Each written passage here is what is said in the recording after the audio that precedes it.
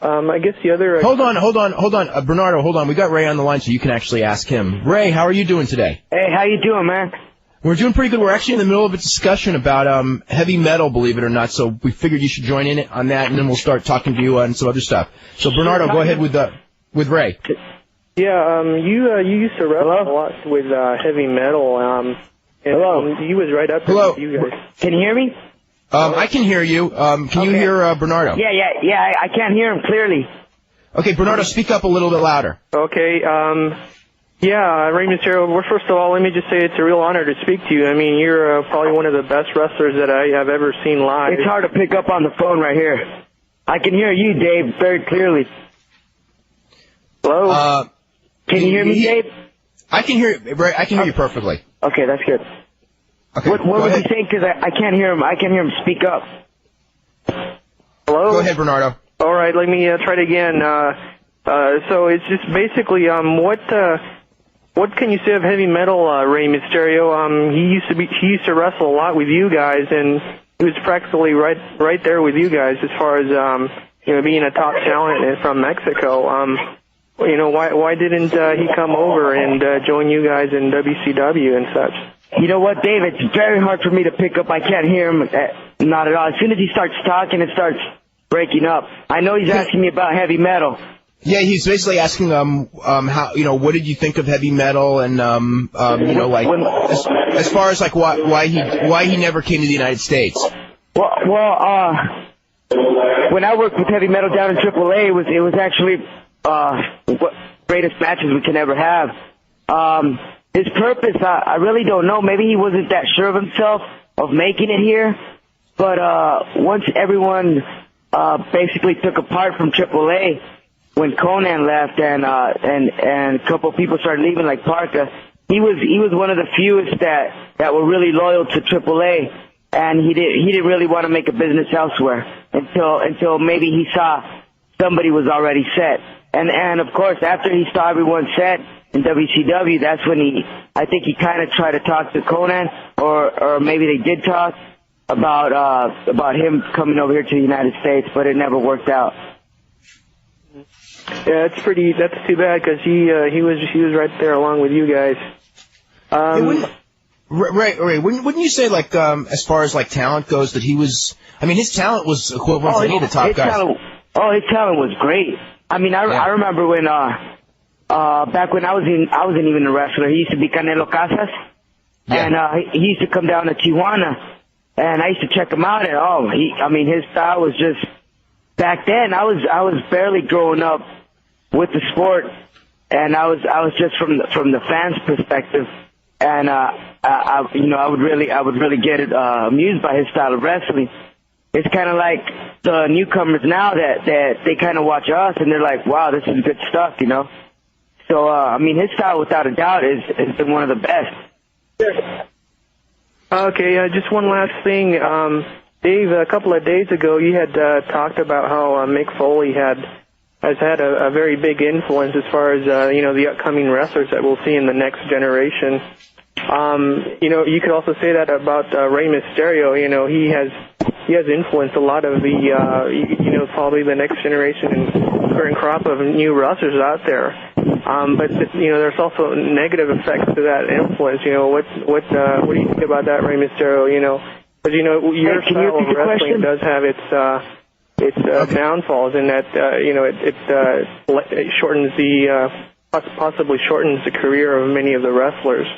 Okay, let me ask him, because he's having trouble hearing you. He was basically saying that, like with Mick Foley, that you've been one of the biggest influences on young wrestlers. And certainly the one thing that you've done in the United States, and maybe and even in Mexico to an extent, is that smaller guys can get into wrestling because you paved the way, whereas before promoters would just immediately dismiss someone of your size or even a little bit bigger than you. But he's also going that because your style is so like acrobatic and sometimes dangerous, that it also has, perhaps will lead to shorter careers of wrestlers as well. And what are your thoughts of both of those things? I guess he is right, definitely about our style of wrestling and how we try to innovate things, and maybe that's a shorter process in our career, but that's kind of like the road that we pick. We know we can't get hurt very easily, and we know we can be out, for injuries, but I guess in the sport, in any sport, you got the risk of getting hurt. So why not do something you feel like doing, and like innovating your own style, which makes it even better. No matter, when you start thinking about that, you're not really thinking about how long is my career going to be in the sport. Pretty much it's you doing what you want and just living day at a day.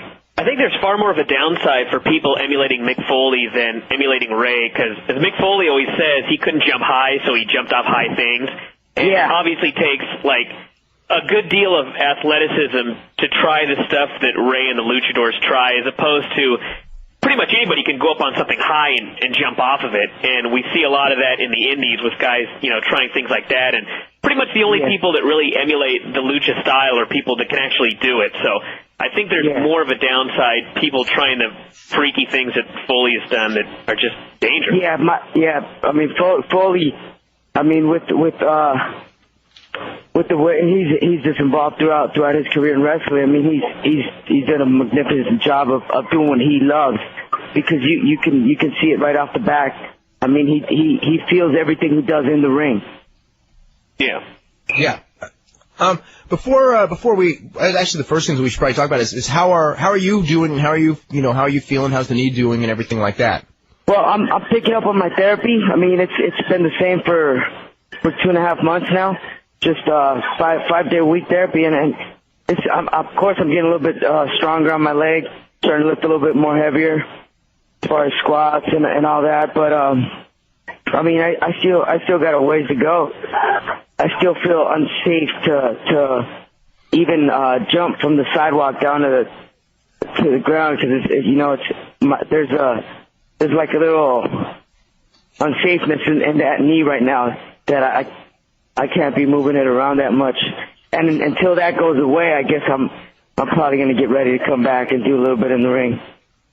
What is the doctor giving you any advice as far as what you should or shouldn't be doing in the ring, or is it just one of those things where are there any things that are harder on your knees that maybe you should give up, or is it just one of those things where you just consider it kind of a freak thing because anyone can get hurt their knee at any time in wrestling?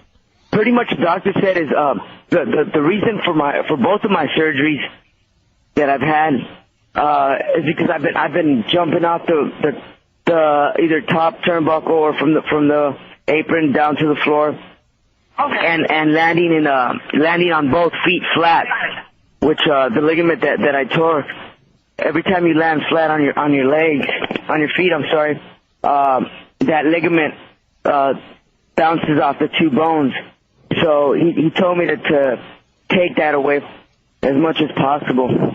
So is that like that Paraguayo kind of like flying? Yeah, exactly. Every time I land every time you do a backflip and you land on your feet back, that messes it up every time. So he's like, the more you can stay off your feet, the better. So but I can still jump on the ropes, do whether I have to land on my back or on my chest. That's no problem. Just to keep off my feet a little bit. So that would be like, say a tope where the other guy catches you and you're not landing with both feet on the ground would be safer than maybe than jumping off the top rope and just doing the backflip off the top rope. Yeah, exactly. Or even just like an axe handle. Yeah, like even a double sledge off the top or something, yeah. Yeah, or even now that I know that I can't be doing that as much, I know that every time it's getting close to landing on my feet, I'm always going to either tilt sideways and take the fall on my side or something. But it's already 3 surgeries in less than 2 years, and I think I've been wrestling for 10 years now, and it kind of gets me deep down inside knowing that I'm only 25 and I'm already in my 3rd surgery in less than 2 years. So I just want to make sure this time I'm off, I make sure I come back right and not pressured, so I can definitely come in again. Because the doctor, the first thing he said, he said that if my PCL would have been torn, which it was stretched out, it would have been hard for me to come back to wrestle again. Wow. Do you feel that you might have come back too early the last time?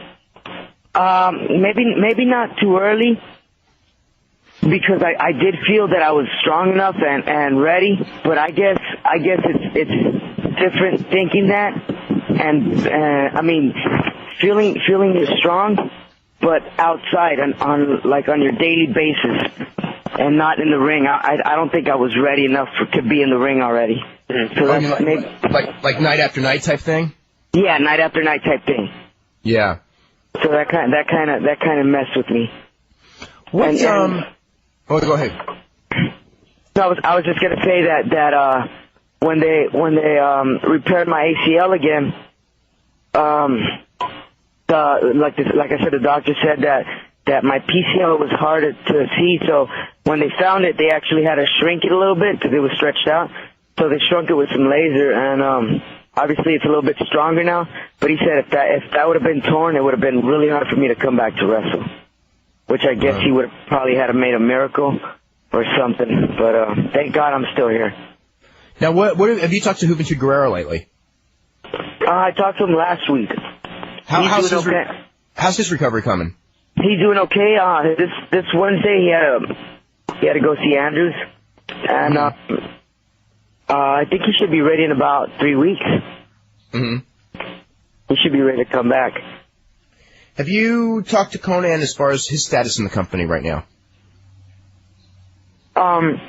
Everything is okay. I mean, he's staying with us. I think he temporarily got suspended for 2 months.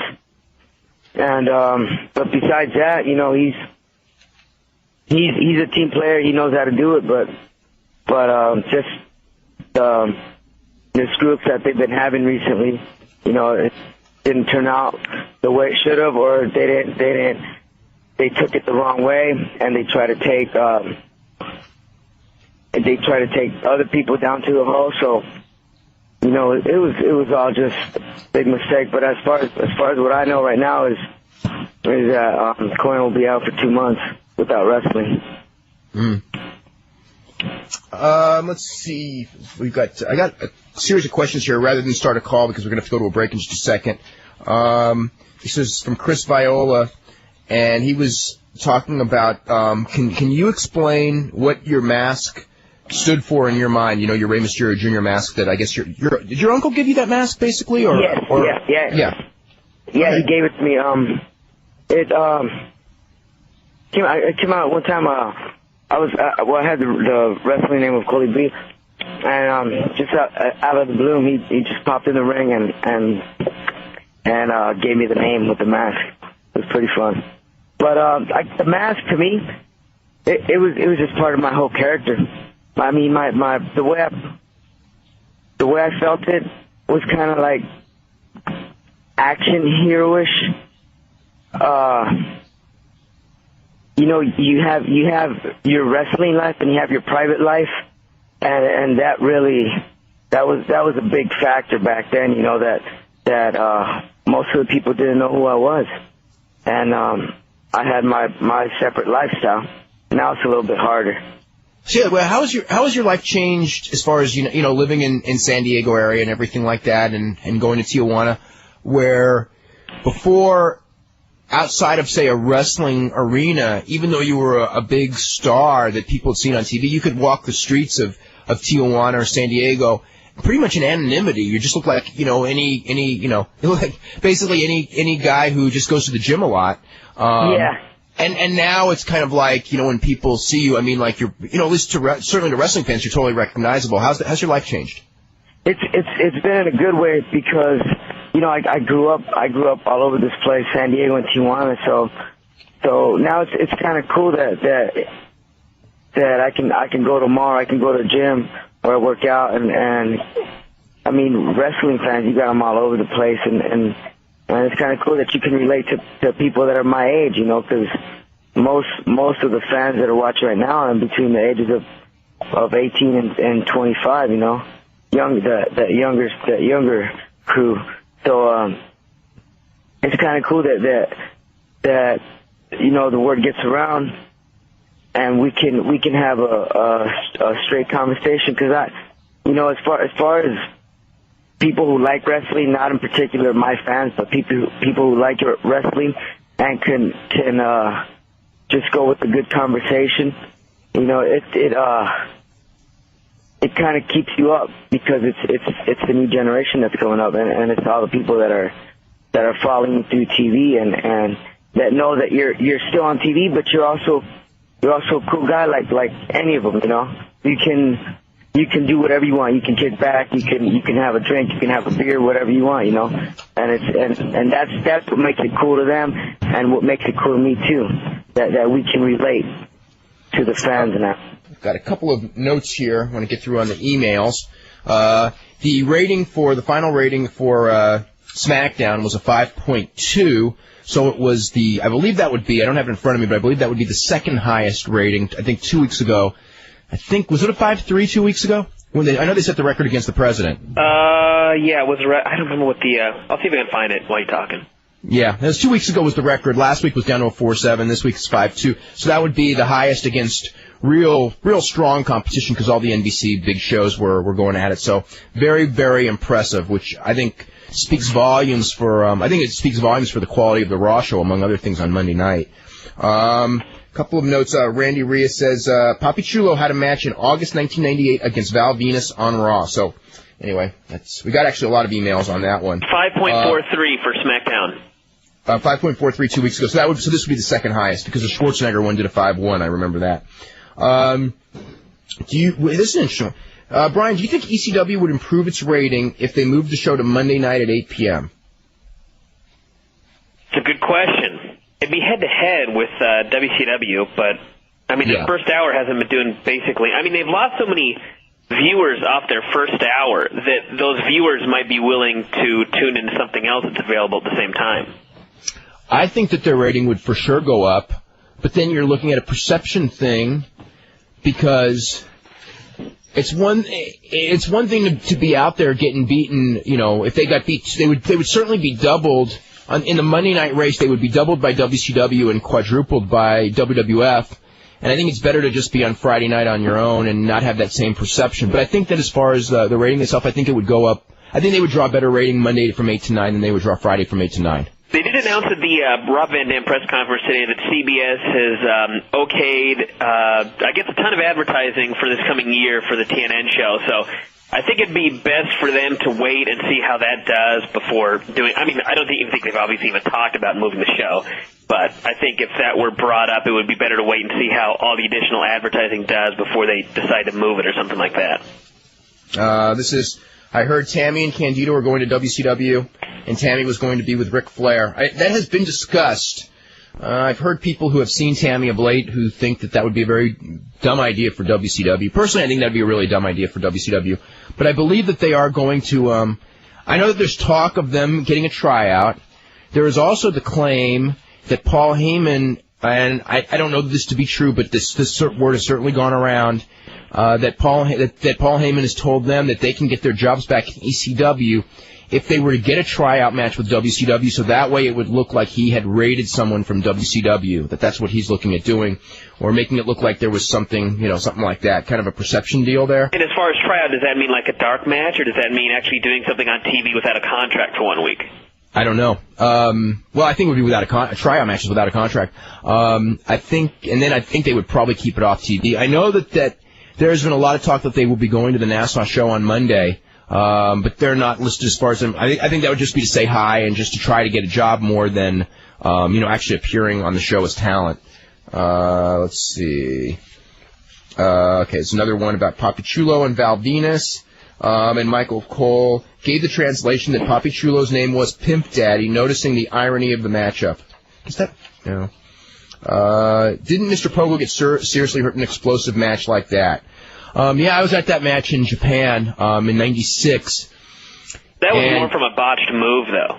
Yeah, no, it wasn't from the explosion. What happened was he took a bump off the apron onto broken glass, and there's some contraption with broken glass and things and maybe barbed wire, and he broke his neck. But that was from the bump. It wasn't from the explosion. That was the match with Terry Funk when we went in and had Funk on that he was talking about.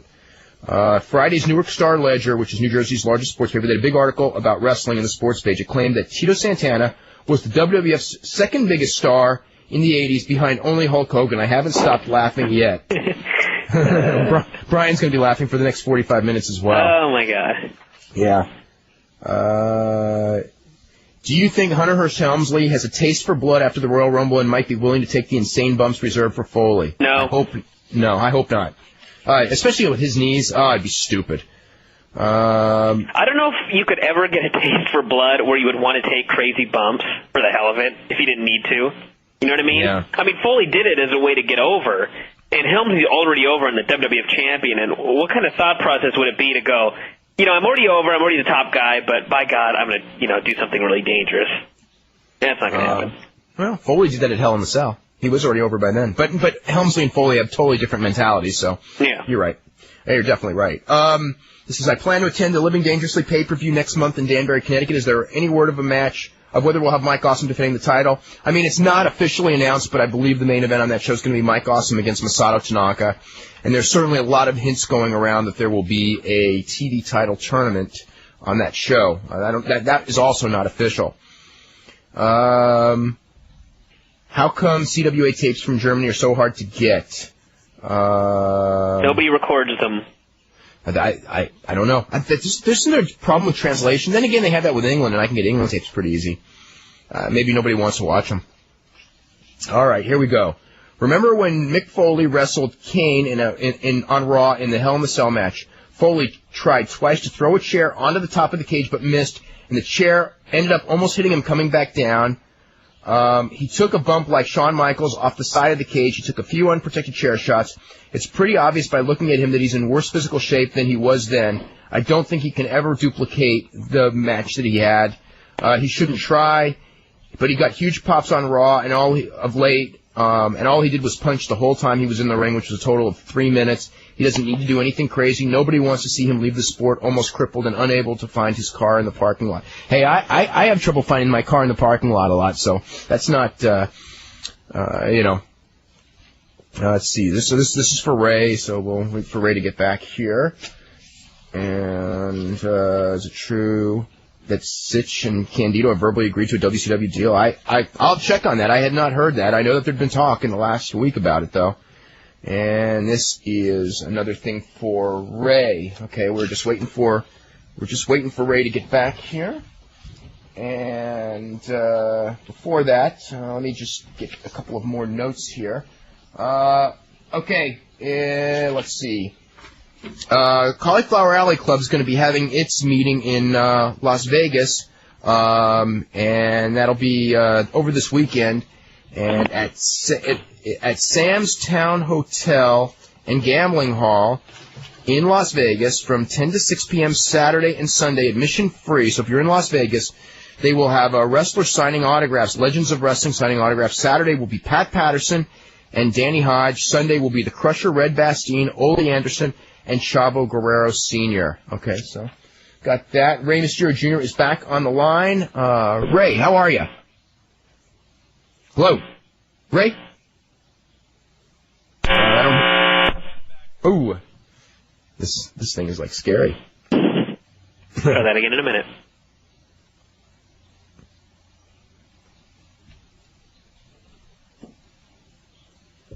We're in Chicago. Okay, is Ray up? We are getting Ray up. Ray. Yeah. Okay, how you doing? Good. This is better. Okay, this is a lot better. Okay, one of the things I wanted to ask you, and actually had a couple of questions about this, is that whole thing that went down a couple of weeks ago with Chris Benoit and everybody leaving, and Conan and Shane and everything, and what was your thoughts about how everything went down? And I know that, like, what exactly did you say to management? Because I know that, you and Conan, obviously go back probably to almost the beginning of your wrestling career. You go back about 8 years now. So what was what's your thoughts about how everything went down there? Well, just basically what I think is that what everyone tried to get cleared as far as the people that left and the people that are still here was that we've been stopped too many times from becoming stars, and I think if we have the potential to become a superstar, or at least given the opportunity to become a superstar in professional wrestling, you would think it would happen here, but it's not happening. So that's what we spoke out. We just spoke out that we've been held too many times, and that we want the opportunity given to us. That we know that if you guys put it on the table, we're going to take it, and we're not going to drop the ball. We're going to take it all the way to the top. But unfortunately, I guess politics that go throughout the sport of wrestling, which is the thing that has held many people back, and the results were that some people left, like Chris Benoit, Dean Malenko, Perry, great talent, very good talent. Were you pretty sorry to see them go, especially Dean, because you and Dean had some phenomenal matches? You know what? I'll be straight up with you. And Eddie too, for that matter. I'm sorry? And Eddie too. I mean, you and Eddie had phenomenal matches too. Yeah, and one thing I can never forget about Eddie is that I remember he was so strong in Mexico City when I was down in AAA, and he left me like a king over there. And as far as Dean, I mean, my first wrestling match ever to have in WCW was against Dean Malenko. So I mean, I did feel really bad that they let him go. That they took separate ways, because I mean, the matches that I had with Dean, with Eddie, and with the rest of the guys, not putting anyone down, but I mean, Dean personally, because I started with him right here in WCW, you could say. And I called him up last week, and I told him, God bless you, take care of yourself, wherever you're at. Who knows what the future might bring for any of us. You might be over here again, or I might be over there. But I called him up to thank him for the support that he's given me throughout the sport, because he's been a great teacher to me. And would you say that your match with Eddie at the Halloween Havoc, I think it was like mask versus title? Yeah, match of the year. Maybe your best match in all of WCW? I would have to say yes. Yes, definitely. I would have to say probably the best of the year, of that year, or maybe definitely throughout several years. But it was one hell of a match, and I go back to very good thoughts about that. If you had to name, like, I don't know if it's one or three or four of matches that you've had since your career started that you would say, or you're looking back, are your favorites, like which ones come to mind right away when I would ask a question like that? I would have to say Super J Cup with Psychosis. Oh yeah. I would have to say, even though it was a very short match, but the way it was set up, we once had a 4-on-4. It was Liger, Ghetto, Juventud, and Chris Jericho against, it was Ultimate Dragon, other two. Oh my God, I lost the other two. It was a 4-on-4 match we had in Japan. I remember, we kind of felt very proud at the time because our ex-boss was down there, Antonio Peña. So he was actually the only two traveling from Mexico were Juventud and me, and it was actually a hell of a show that we had down there. I go back again to Juan de la Barrera, Mexico City, for the championship belt, the welterweight. It was me and Psychosis, and I would have to say the 3-on-3 matches we used to have with Super Calo, Winners, and me against Heavy Metal, Psychosis, and at the end it was Juvi, but at the beginning it was Picudo. Did you ever get to the point where you could do like an entire match with Psychosis without calling a single spot? Definitely, without a doubt. Because that J-Cup match, I remember watching that, and the crowd was just, they were watching so intently, and it was so quiet. Yes, and you could hear you guys breathing on the mat while you were doing your, your wrestling there at the beginning. What really amused me, because that was actually my first match and my first wrestling match in Japan. Just the way the audience would just lay back and wait for everything to happen little by little, and just the reactions. It was incredible. You always hear about people that are wrestlers that are going out of Japan, and they're like, you know, the crowd is like this and like this, and they do this and they do that. You kind of just imagine everything in your head, but there's nothing like somebody telling you how it is than to really be there and living it, you know, with flesh and blood. Two. Before we go to the calls, I just want to bring up two of my favorite matches that you were in were like about 2 weeks apart, a couple of years ago. It was both with Juventud Guerrero. One was in ECW in Philadelphia. It was Mick Foley's last match in ECW, I believe. Oh my God, yes. And when you did the Hurricane Rana on the car, like, and it was freezing out. Yeah, we had. You know what? That's right. And I totally excluded ECW, but yes, that was one of the best matches I've ever had in ECW, because we took the cameras to the outside, and I think they have already done that before, but me and we were kind of, you know, we were excited, we were jacked up. We're like, let's take the cameras outside. So we took them outside. We did I think it was a power bomb off the hood of the car, and I think I backdropped them, and I came off with some head scissors. Yeah, that was some good times back then too.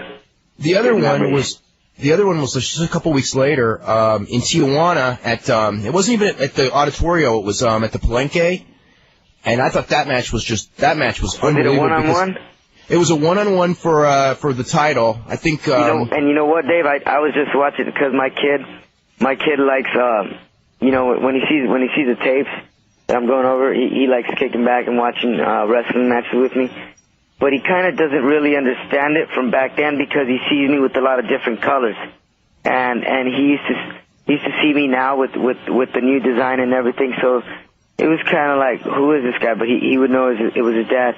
And I was just watching that very match that you're talking about. It was in the Palenque, in Tijuana. Yeah, because I remember that match. The heat in that match was like so incredible. It was intense, huh? It was intense. Oh, I just like the whole match, like 25, 28-minute match, and the heat, you know, the heat was so great, and you know, I mean, I remember like people were going, because I had actually been to the Philadelphia match, and then the people who I was with were not at the Philadelphia match, and they go, how would you compare them? And I was like, well, they're totally different matches, but I couldn't say one was better than the other. They were like equal. Yeah. We're gonna start with Roy in Chicago. Roy, how are you doing? Pretty good, Dave. What's up, Roy? I have a question for you. A few months ago in an interview, you said that Psychosis had pretty much lost his spirit for wrestling. He's not willing to learn new moves. He's so tired of being jobbed. And has that changed at all? You know that, Dave, can you repeat that for me? He said that you had done an interview where you said that Psychosis had kind of lost his spirit, I guess, you know, from, I guess maybe bogged down from the politics and everything. That's right. You know, I know Psychosis very well, and, if there's one thing we've criticized ourselves about wrestlers in Tijuana, because that's where we grew up, is that you know, no matter how good you are, you know, the promoters, you know, they always keep you down. If they don't want to see you rise, they'll keep you on the bottom, and you know, they'll bury you or they'll do whatever they have, you know, or maybe not even wanting to do that as much, but just keeping you there, you know, in the mix, not actually giving you a chance to be on top.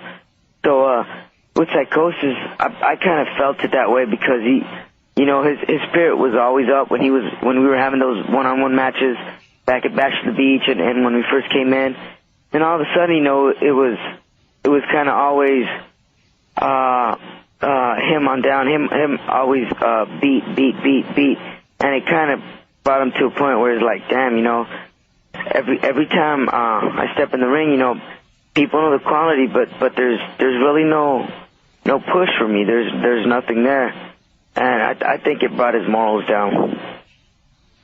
Do you think that like mentally, like as far as like confidence level and stuff has hurt him to where, he came out of Mexico. He started at the bottom in Mexico, worked his way up to where he was on top and really effective main eventer in Mexico. Yeah, definitely. And then, yeah, I mean, like, great heat. I mean, I saw him many times in Mexico in top matches, super heat, big crowds. And then he comes to the United States, and okay, he figures, I start at the bottom. That's understandable. Work the way up to the top, yeah. Right, and then after a while, when it's not happening, do you think that it hurt his confidence, going like, wow, maybe I'm not as good as I thought I was, or something? Definitely. I think not as much as I thought. I thought it was a lot better than this, but as much as just thinking overall of what wrestling has to bring to you. No matter how good you are, if the person ain't there to help you out, it's like, damn, why even kill myself if nothing really big is gonna happen to me? And I think that just brought him down to a certain point. But mentally right now he's picking up because I've been in his head a lot. Believe it or not, Cyclops, remember Cyclops that used to be in WCW? We all hang out and live in the same area between San Diego and Tijuana.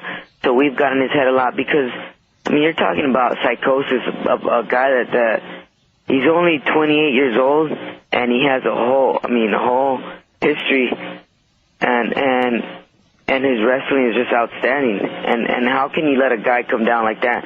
Because like you said, Dave, coming out from Mexico City, being on the main events, I used to remember all the crazy shit he used to do in the ring, and now it's like, you see it, but that spark isn't there, and he just needs like self motivation from himself, and maybe a good reason for him to bring back that spirit again I'd have to say from the company, from WCW, because he is talent. Okay, and Dave, I had one more question for you. Mm-hmm. And it was about the whole Sabu going to WCW thing. I know it's kind of off topic, but isn't it Paul Heyman's philosophy that if you don't want to work in ECW, you don't have to? So why are they trying to keep Sabu from going to WCW?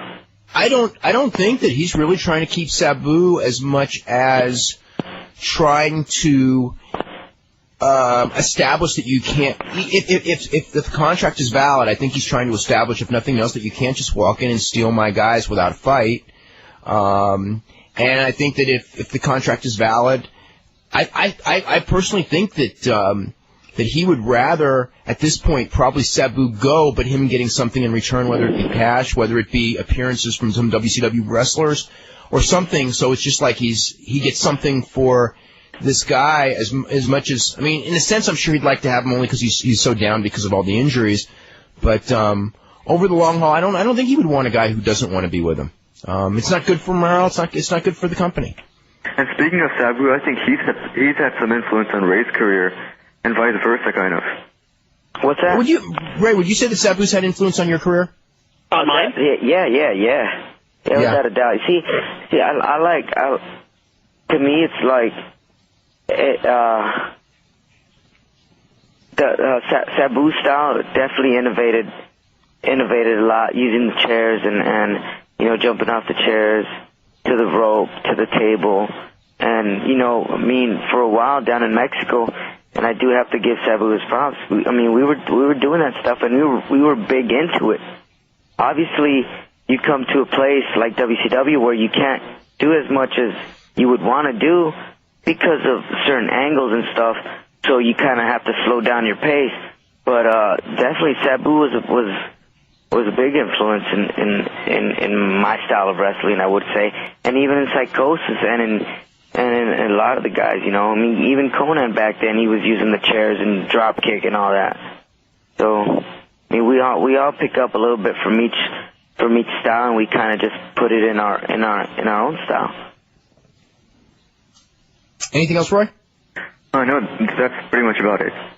Okay, let's go to David in New York. David, what's up? Hey, just before I ask Ray my question, I just wanted to ask Dave. I got a press release that was sent to people that were at NACP about a new TV show that Jim Duggan's going to be starring in. Do you want me to send over email Absolutely. you the press release? I didn't even hear this one. What about the one Rena Mero said? Duggan TV show. You know, what was it? I saw a list of some stuff that Mike Henderson's doing, too. I saw that this morning. Yeah. Like some TV show or something. Anyway, the show's called Biker Court. And he's Biker the judge. Court. He's a judge in Biker Court? It looks like it's worked. I'll send you the press release, and it has about what's in the pilot and stuff, and it has the phone number, so maybe you could get a copy or something. This isn't a real-life court show, is it? But, well, it says it's a cross between Jerry Springer, Judge Judy, and pro wrestling. Oh, okay. Oh, God. And it says the slogan is, when court gets rough, hacksaw gets tough. Victims find justice and criminals pay, and if necessary, they receive a 2x4 upside the head. So it's like a mock courtroom where Jim Duggan comes in and hits people with 2x4s instead of the judge, yelling at him like Judy does. He has a 2x4 for a gavel. Whose idea was that? Someone. I don't. What? Who came up with Rock and Ball? By the way, did you notice the Rock and Ball gag last night at SmackDown? Yeah. Yeah. Ayatollah Rock and Bola. Yeah. Okay, so anyway, a question for Ray is, because you were actually, I was thinking about this, that you were talking about that match in Tijuana that he had a week after that match in ECW. I thought that it was a really great match, but what did you think of that? I kind of thought that the fall kind of ruined the match. The what? The what? You mean all the interference at the end? You mean? Yeah. What do you think? I mean, what do you think of that whole? Ray, I just want to ask what Ray thinks about that whole booking style that Conan was using at that time. I guess back then we were really into it, but sometimes you do things and then you go back and watch it and you're like, okay, maybe these people shouldn't have been here, or maybe we should have had only this. But at the time, it was fun and it was exciting and the people loved it. So I got to give credit for that. It kind of depends on the context of the match too, because sometimes you can have a match with a lot of run-ins and it'll be really cool. Yeah. But then there's other times where it's just totally pointless. Exactly. I thought it was weird watching this match. It's like, here it is, Ray and Hoovy are having this really graceful match. And then all of a sudden, then some Psychosis' friends went, and then Conan runs in with a barbed wire bat. You know what I mean? I guess kind of the idea back then was, because we did give the people 2 out of 3 falls, so we gave them almost 3 falls completely of mat wrestling, holds, high flying, and then at the end we gave them that big old smile so they can all be like, shit, Either why did they have to screw up this good match, or they get excited themselves and see the whole angle work out at the end. I just gotta say that it's really amazing that you did, I think it was in over 8 days that you and Hoovy did 3 really amazing matches. That it was the Philly match, the Tijuana match, and you also did what I thought was actually the best of them, at least from what they showed on TV. Yeah. The New York match? Yeah. That was my favorite, actually, of the 3. New York match? Yeah, the match in New York with Hoovy, and it was 2 out of 3 falls, and it was each fall, each used the different Japanese finisher type move. Yeah. You pinned Hoovy in the first fall, I think, with the straight jacket suplex and stuff. Yeah. And I just really, that was my favorite of the 3 because it was just the best. You know how the other ones kind of just had too much the brawling and the stuff type mixed in? Yeah. That was just more just a pure wrestling match, and he threw in the different finishers, and I just loved that match a lot. The one thing with having, because I actually saw those 3 matches, is that the New York match I thought technically was probably technically the best of the 3, but the thing is that it didn't have, the other 2 had just phenomenal crowd response, and the New York crowd was it was a really hideous crowd that night.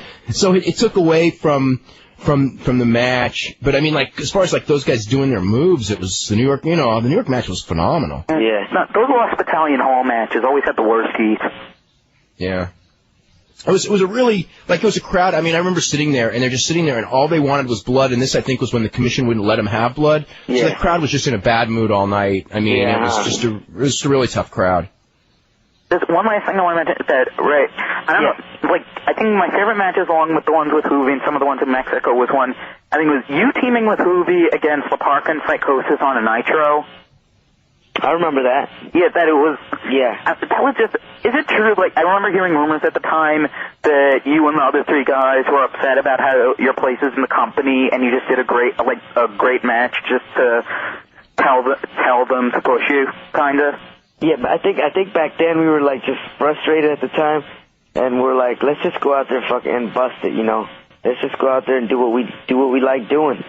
And we felt it, you know. We went out there, we rocked it, and we came back, we high-fived, and we were just happy about the performance that we did. Okay, that's it, Dave. I'll try to email you that press release and some other stuff, okay? Okay, cool. Okay, bye. We got a news item. I want to thank Andy Patrizio for sending this one over. This just came across. I'll read it to you. Time Warner Incorporated's World Championship Wrestling is facing a challenge from a three-man tag team of black and Asian professional wrestlers. In court, not in the ring. Harrison Hardbody Norris, who's of course Hardbody Harrison, Bobby Hardwalk Walker, and listen to this one, and Kazuo Sonny Ono filed, you're going to love this, Brian. Brian, listen to this. Filed a racial discrimination lawsuit today in federal court in Atlanta, claiming the Atlanta-based World Championship Wrestling treats the minorities unfairly. The wrestlers protest that blacks are cast as thugs, pimps, that's the other show, and Uncle Toms, and Asians as conniving and greedy. That's true. While white performers receive positive winning roles that advance their careers, the lawyers also say their clients' white counterparts make substantially more money, well, than those guys. They do.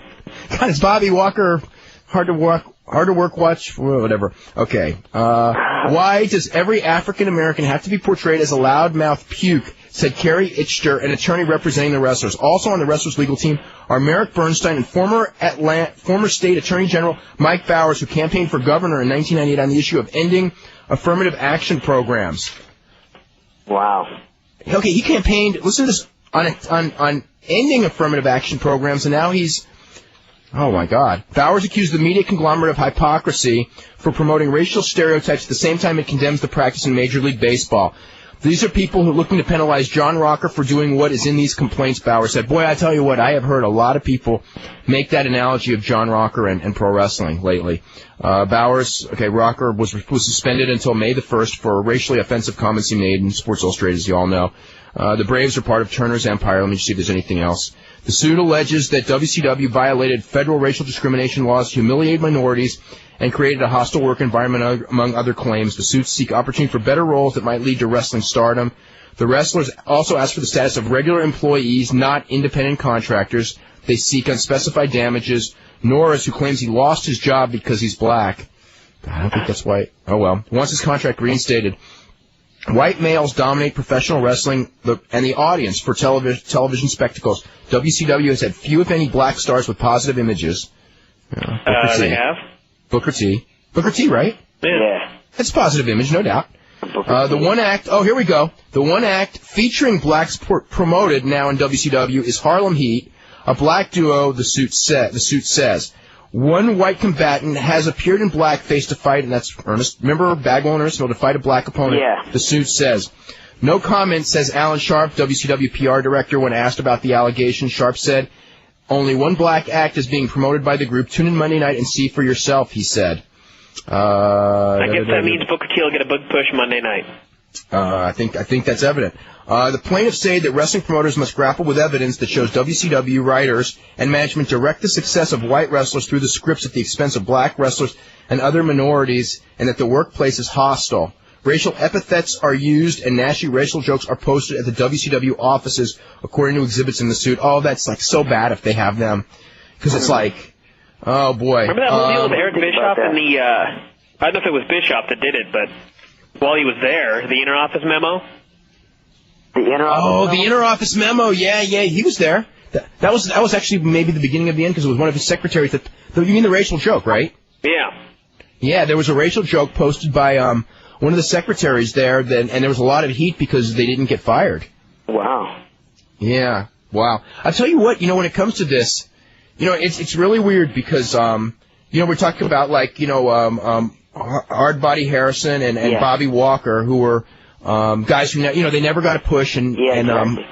But I mean, like, there's as far as like the talent thing goes, and I'm not encouraging any type of action or anything, but I mean there is something that if there's more of a case with some of the Mexican talent. I mean, like, it's one thing for like Hardbody Harrison and Bobby Walker, who have no resume of wrestling stardom, no exactly, just no ability, no outstanding ability above average. And then another one where you bring in, I mean, you could talk about Parka and Psychosis and you and Hoovy. Yeah. But I mean, especially, I mean, these are guys who have track records of success that have been used as comedic figures in certain points. You know that they can be pushed to a certain point, yeah. Right. So, if this lawsuit gets anywhere, it opens up another one, and the other one, there's a lot more validity to the other one. And boy, these things happen, and because of Atlanta, it's always one of those things that always in the Atlanta wrestling promotion, going back to Thunderbolt Patterson in the '70s, this story has always come and gone, and I guess this is a lot of racial thing. Yeah, because of the racial thing, because of Atlanta, yeah. Yeah. Anyway, we got to get to the calls right now. Let's get to Derek in New Jersey. Yeah, what's up? What's up? What's your name? Derek. Derek. Yeah, I got a question about Lucha. Have you seen any of it lately? I can't hear you. Have you seen any Lucha lately? He's asked if you've watched any Lucha Libre lately. Any Lucha Libre lately? Yeah. You know what? Actually, I'll be straight up with you. I haven't watched it. So you haven't seen Ricky Marvin? Have you seen Ricky Marvin wrestle? Have I seen Ricky Marvin wrestle? Yeah. I've seen him on clips that Conan has. That sometimes I swing by his house, but I haven't seen like a whole complete show, or I haven't seen him in a complete match where I watched 2 out of 3 falls. No, I haven't. Good? Is he good? Is he good? I think so. Yeah. He got over really good. They were in Japan this week. Yeah. And Ricky Marvin got over real big in Japan this week on that Mil Mascaras tour. Oh, the Mil Mascaras tour? Yeah, because I was reading something that he was kind of like the undercard hit of the tour. Oh, that's great. Yeah. I got one more question. Yeah. What do you think about Super Callows brothers, Alan Stone and Motocross? You know what? When I did probably the few shows that I did for Promo Azteca, that's when I saw them wrestle, and I think they have potential. Definitely. Do you think they could be up in WCW soon? They come from a good background, the father, and very good school. Do you think they could be up in WCW soon?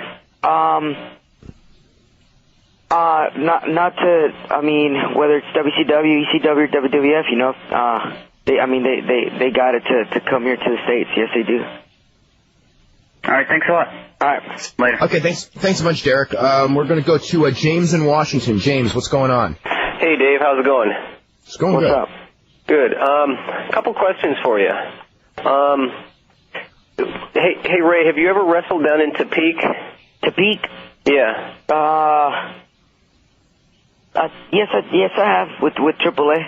Yeah, because I'm going down to Mexico next week, and we're going to end up in TBig, and I was wondering, do you remember what the place where you wrestled was? I don't know exactly, but I know Super Callow had to do with some wrestling shows down there. Yeah. So as soon as you get to town, you might want to look out wherever they have the wrestling matches on. And hey, Dave, I've been a long-time subscriber, and recently, when I get my newsletter, I've been getting it through the mail for all these years. The spine of it is like really worn out, and it has worn through like 4 of the pages, and there's a great big chunk of it that I can't read. Yeah. And I don't know. It's like every other issue is that way. Wow. If there's something that you can't read, you should just email us or just call us right away, and we'll send out another issue. Yeah. But it shouldn't be like that. Okay. Yeah.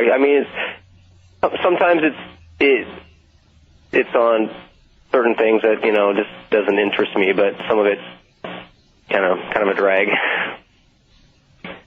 Anyways, keep up the great work. All right, man. Is Brian on the line? Hey, what's going on? How's it going, Brian? Is this, Luchador James? Yeah. Hey, I'll call you after the show. Okay. All right, cool. All right. Take it easy, Dave. Okay. Bye. All right, bye-bye.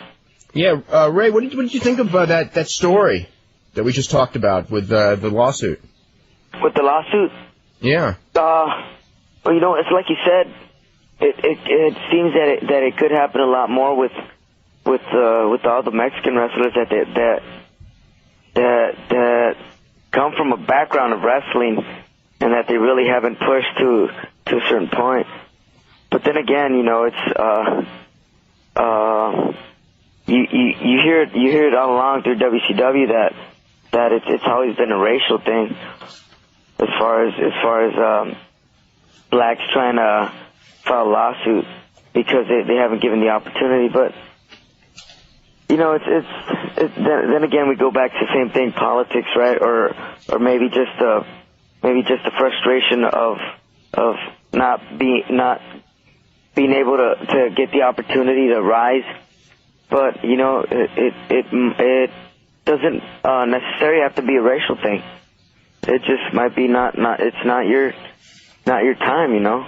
It did seem like they at least gave the luchadors, like you and Hoovy, that took your masks off, at least a good push at the beginning after it happened. So yeah, it seemed like it was almost a mask deal that really got in the way. But then again, it wasn't like they tried to push you guys all the way to the top. Yeah, exactly. It was what's your feeling coming back on that with the mask thing? I mean, do you wish they hadn't taken the mask, or now looking back, do you think it wasn't that big of a deal? It's kind of hard, Dave, because I grew up with the opposite style of American wrestling, which of course is Mexican, and I mean our psychology is a lot different, and you know once we started working for WCW, a lot of heads were talking to you. You know, you were hearing a lot of things in your ear. You know, it's not good because they need to see your face, and that's when new opportunities come and the commercials, blah, blah, blah, blah. And you were like, damn, maybe that is right. And then another part of you was just rephrasing all those 10 years that you lived in wrestling, but with the mask, like, whoa, you know, it's part of you, and you've carried it for so long, and, you know, it's not, don't take it off that easy. So it was kind of like a 50-50 thing, saying, okay, I'm gonna step into the future and see how it turns out, or am I gonna stick with the old school, you know? And it was hard at the time, but now it's like, now that I'm here, I don't regret ever doing it. No, and who knows if I would still have the same popularity if I had the mask.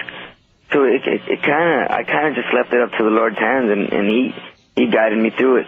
We went through it together, and guess that's why he has me where I'm at right now. But and going back to that Havoc match, you almost lost it that night, right? Yeah, actually that was a belt versus mask match. Yeah, I remember some things went down that night. Yeah. Yeah, you remember that, Dave? Oh yeah. It was like 20 minutes before the match, wasn't it? Yeah, I remember like 2 days before or a day before. Yeah, I mean, I remember watching that match, and it was one of those things where it was like this incredible match, and literally, it's like I didn't know who was going to win because it was like going back and forth, like almost until the end. Yeah, because I mean, originally, like, you know, Eddie was supposed to go over, and then I know that like they held that. I mean, Eric held that to like the last minute. Yeah, like last minute thing, boom, and like damn. But yeah, I was. To be honest with you, I wasn't mentally prepared right there at the time. Oh, to lose that match? To lose the mask that night. Yeah. And you know, like I said, God is always on my side. So. Did you ever become friends with Blitzkrieg? Yeah. I've lost contact with him recently, but when he was right here with us, traveling up and down, I mean, we were good buddy trips. We used to ride together. Because what are your thoughts of him? Because I thought that, like, you know, he had matches with you and with Juventud that were tremendous, and I thought, like, you're watching that and you're going like, I mean, he's still new in the business. I mean, it was basically his first full year in. Yeah. And I was thinking like, and he improved. I thought he improved a lot. And then it was like, God, you get rid of a guy who's showing, flashes of actual, real brilliance out there. Mm-hmm. I don't know. I thought it was like, geez, it's like, you can look at certain guys and just go like, this guy's, I don't know, has too much talent to let him go on like a minor cost cutting thing. I mean, I'm sure his contract wasn't even that big, so. Yeah, I'll be straight up with this. The thing is, I don't like if I would have been new to the sport here in the United States and they would have offered me a contract, let's say I'm just throwing out a figure here for $75,000, and I really don't know how the money works here in the States. In a heartbeat, I'm going to go ahead and take it, and I mean, of course, I'm not going to back down on it. Whether it's too little, if it's too little right now, I'm going to go ahead and work my way up and let them know that I can obviously make more money with the talent that I have. And as far as Jay, very good friend. We bonded really good. We're both out from the West Coast, and I think what Jay needed, he just needed a little bit of more motivation to the sport, because he felt it, but it was like for the minor things, I guess he didn't feel like being on the road or doing this, and sometimes I would kind of trip on that a little bit, because he's what, only 22, Dave? Something like 22, 23. 22. Yeah. And I remember at that age, I mean, I was working down in Mexico, and I wasn't making probably what he was making with WCW at the time, and I was happy of being on the road and wrestling and working, and Jay was kind of Blitzkrieg was kind of like on the, as long as I'm on TV, that's kind of good, but being on the road, you learn a lot, and you pick up a lot of crowd reaction, and you get the rhythm, and you kind of start building up. And I think that's the only thing that Blitzkrieg needed. He just needed that timing there for each little thing, because his skills are perfect in the ring. I mean, he gets off, but I guess he really didn't like being on the road that much. Well, that'll definitely work against you in wrestling, Brian. You got to stick with what they're going to give you. Yeah, Brian, I wanted to bring up the one name here in that suit that I found really interesting, which is the name Sonny Ono. Yeah, I mean, he got a fairly good role until Bischoff left. Well, I mean, the thing with the role that he played, okay? I mean, he had a lot of input into what he was doing.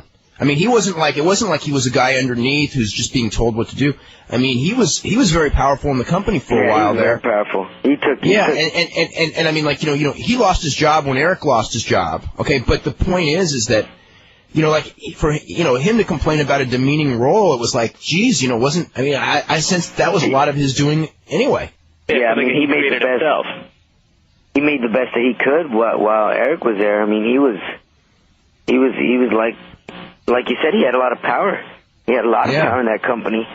So I mean, why even complain about something like that when at the time you were on top? Yeah, I mean that name it's really interesting. Got to also bring up Norman Smiley's name as another black guy that's got a huge push right now. Oh, yeah, that's right, Norman Smiley. Yeah, yeah. Not They could argue that role is sort of, you know what I mean? He's playing like a really, it's even as a babyface, it's a semi-demeaning role. Certainly it was, you know what I mean? I mean that, but he's there. That's kind of like a goofy role that anybody could play, No, anyone could play the crybaby, and anyone could, go in the. You're right. It's absolutely not a racial role. Yeah. Yeah. Not at all. Yeah. Even though you do know as black people would always be up front with things, never back down from anything, Always on top, if they want somebody with you, you're like, what, you're always there. And it's kind of hard to see a black person like Norman, without using any racial, doing the crybaby gimmick, because you hardly see anybody like that. But if it's him, perfect. Yeah. We are completely out of time. Ray, I want to thank you very much for doing the show today, and I want to... do you got any kind of a date as far as when you might be able to come back? I mean, like to a month or something like that? You know what? I got a doctor's appointment on March 6th, and I think after that, I'd probably say April. Probably back on TV by April. Okay.